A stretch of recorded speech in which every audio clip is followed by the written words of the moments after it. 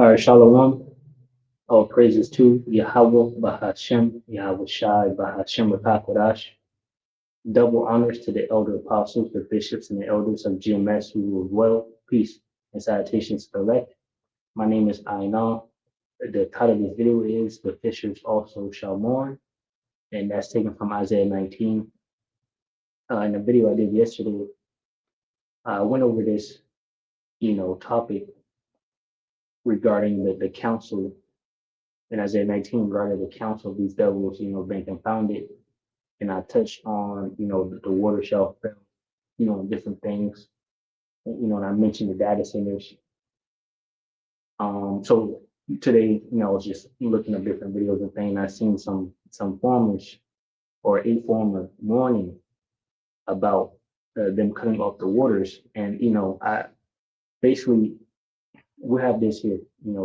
I said farmers' water getting cut for data centers. We're not ignorant of Satan's devices, as 2 Corinthians chapter 2, verse 11 goes into. All right. They're cutting these the farmers' water to use for these data centers.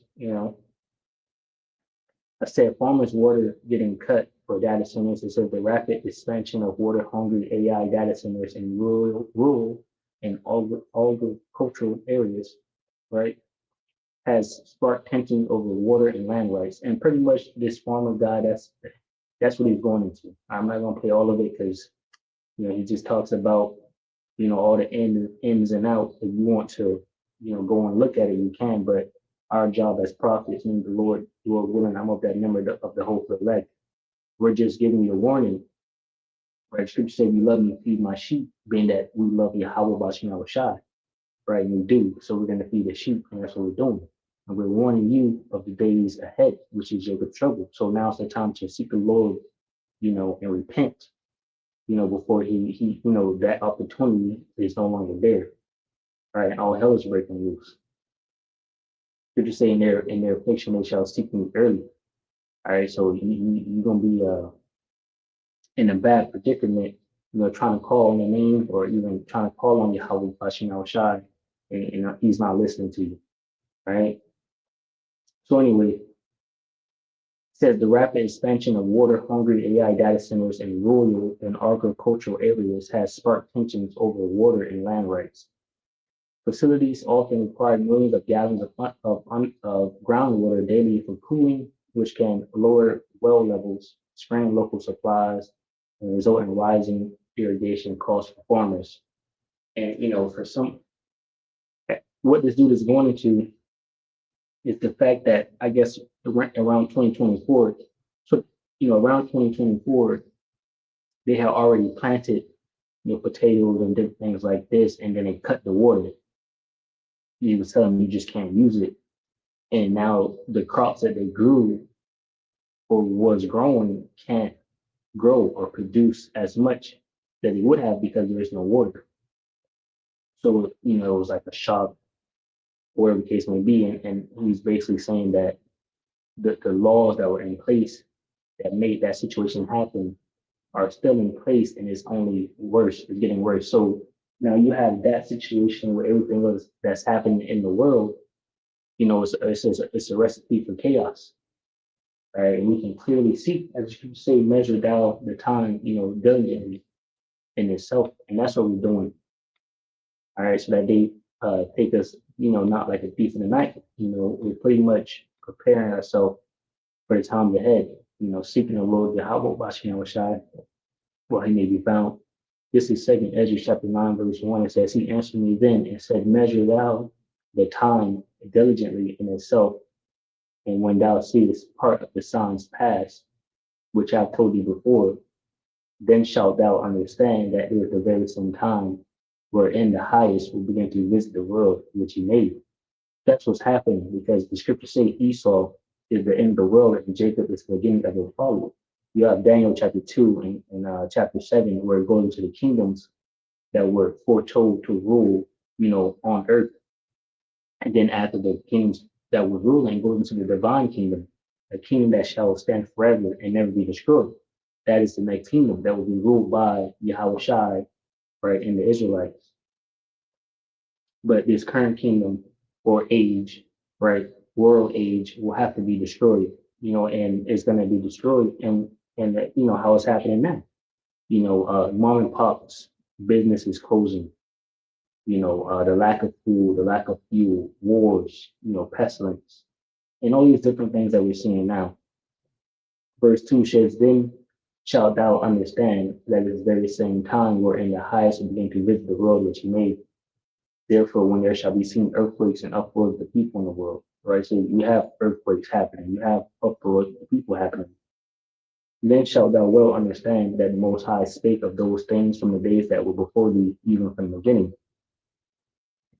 For like as all that is made in the world hath a beginning and an end, the end is manifest. Even so, the times also the highest have plain beginnings and wonder and powerful works and endings and effects and signs. Right, and those effects and signs are what we're seeing playing out right now, the different policies, right, the shortcomings of the different governments around the world, trying to save themselves or save the system and bring about a new system. Right, it said, and everyone that shall be saved shall be able to escape by his works and by faith, right? Faith without works is dead. It says, whereby you have believed shall be preserved from the said perils. So now is the time to put that those works in. Have faith, trust in Yahweh Bashim Shai, first and foremost, and showing that you have faith in him now, especially if you can do anything for the ministry, you know. So when the time comes, the Lord can cover you. Okay. That shall be preserved from the said perils and shall see my salvation in my land and within my borders, for I have sanctified them for me from the beginning, right? And that's why you have a 1/3 and 2/3. All right. So the Lord has already, predestined those that will, come into this fold, and all we're doing is trying to gather those up, like planting the seed, and the Lord is going to give the increase, right? Telling you, hey, look, the Lord is gathering his people, there's trouble coming. So that person can say, oh shit, yeah, you're right, I see it. What do I need to do? So on and so forth, like that. That's what you're doing. Right. And basically repent, turn back to the Lord, rehearse the righteous acts, seeking, 10 times more. All right. So let's get these farmers. So this is the first video I was watching. Play a little bit of this.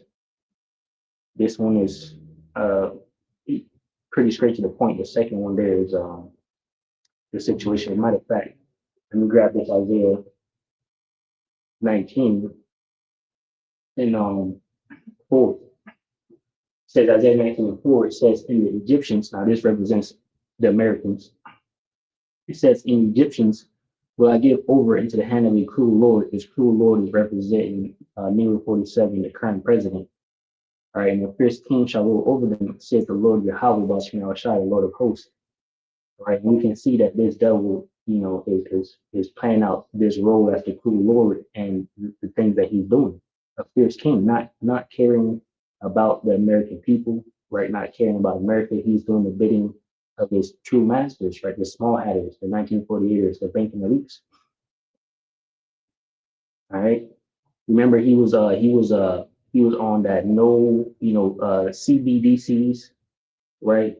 No, like Bitcoin, no digital currencies, no nothing like that. And then assassination attempt was put on him, chewing, I guess, his ear. And then after that, he was all for the CBDCs and things like that, right? And I guess he wasn't for the Iran war or nothing like that. And then the Epstein list happened. And now we have Operation Epstein Syria, right? So, he's looking to go into Cuba like he did Venezuela with all these different distractions, with all his many problems. So this is the guy that's playing out this cruel Lord prophecy here. It says in the waters in verse 5, and the water shall fail from the sea, and the rivers shall be wasted and dried up. And they shall turn the rivers far away, and the brooks of defense shall be emptied and dried up. The reeds and flags shall wither, paper reeds by the brooks, by the mouth of the brooks, and everything sown by the brooks shall wither. be driven away and be no more. The fishers also shall mourn, and all they that cast angle into the brook shall lament, and they that spread nets under the water shall languish. Moreover, they that work in fine flax and that weave network shall be confounded, and they shall be broken, and the purposes thereof, all that make slushies and ponds for fish. All right. And ultimately, this translates into, algal culture, right? And things like that. All right. Let me grab this in the NLT. Going to verse 4, Isaiah 19:4 says, I will hand Egypt over to a hard, cruel master, a fierce king will rule them, says the Lord of heaven's armies. The waters of the Nile will fail to rise and flood. The fields, the riverbeds will be parched and dry. The canals of the Nile will dry up, and the streams of Egypt will stink with rotting reeds and rushes.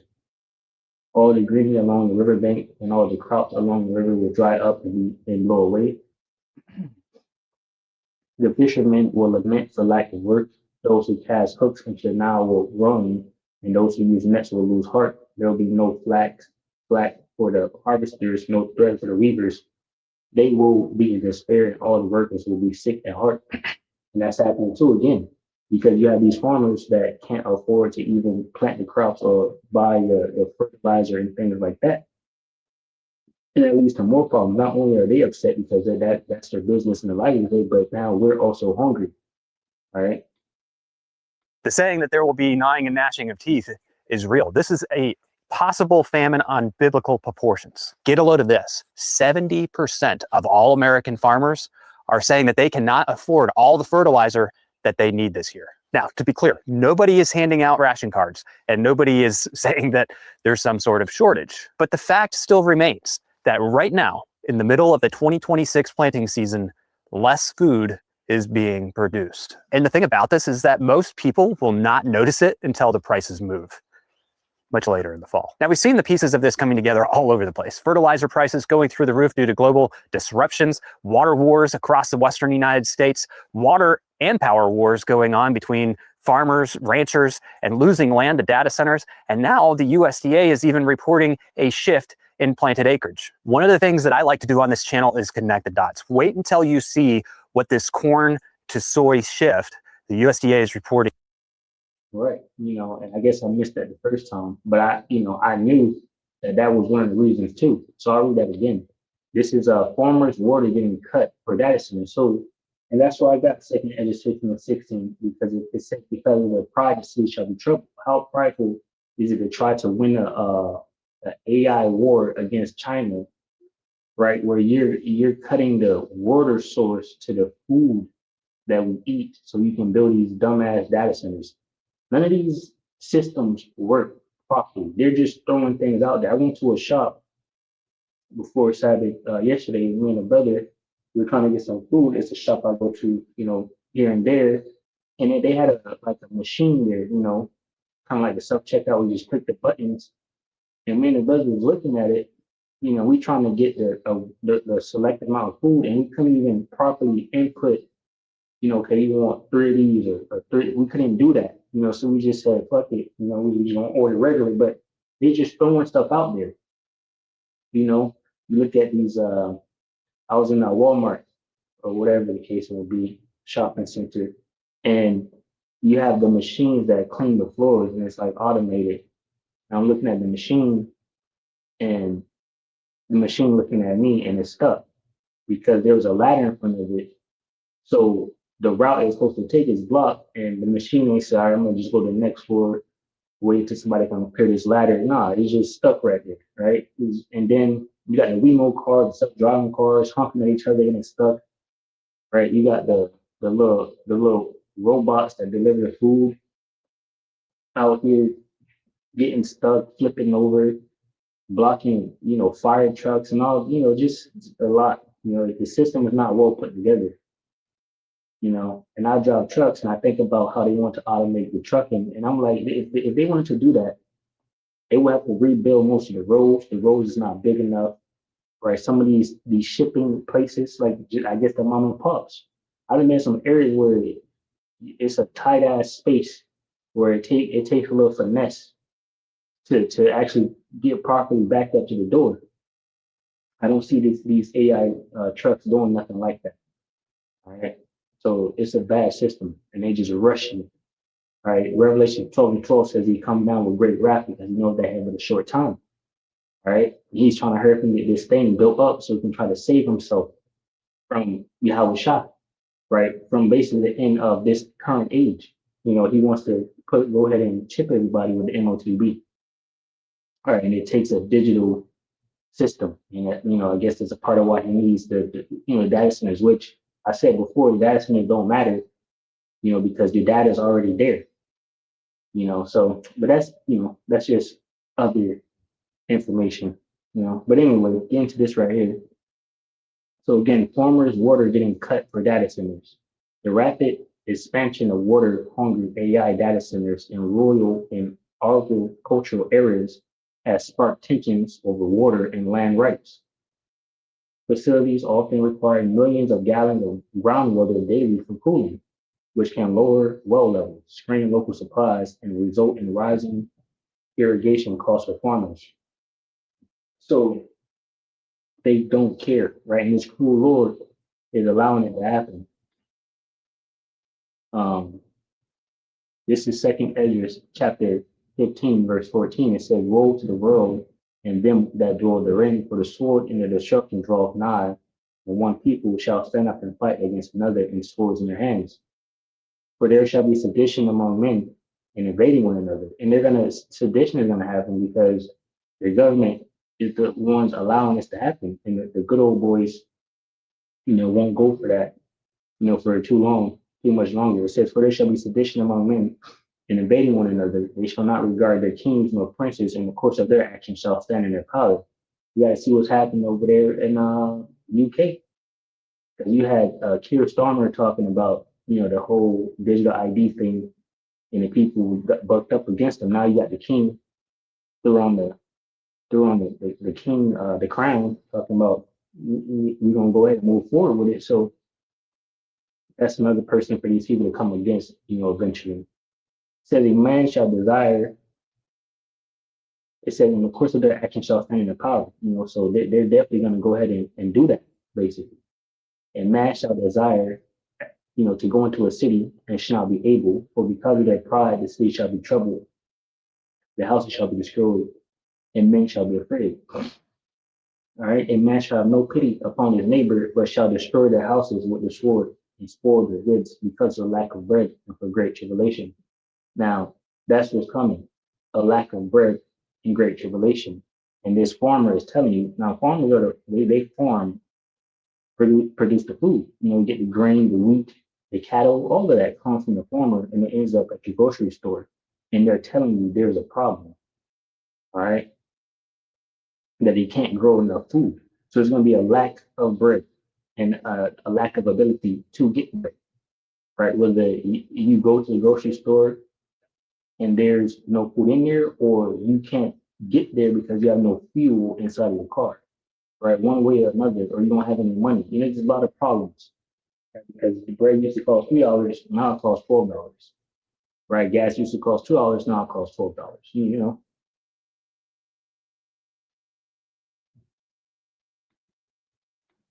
Does to meat prices and milk prices down the road. Even potatoes are being affected. In the West, water decides what grows and what doesn't. Idaho right now is facing a record spring shortfall of 181,000 acre-feet of water. To translate that for you that don't understand acre-feet of water, that's enough to cover 181,000 football fields 1 foot deep. Junior water users in the state of Idaho have already faced curtailment issues this year. There's been some temporary relief, but as we know, their water can get shut off at any given moment in time. That's because they didn't create more water. What they did was they, relieved a little bit of pressure momentarily. If you don't know what's going on in Idaho, I suggest you watch my video. It's titled Cut Off. Bottom line, guys, is that when water gets restricted, entire fields don't get planted. Fertilizer prices have gone parabolic. I'm sure you've heard about this all over the news. It's a very, very big deal for farmers, not just in the US, but around the entire world. Now think about that.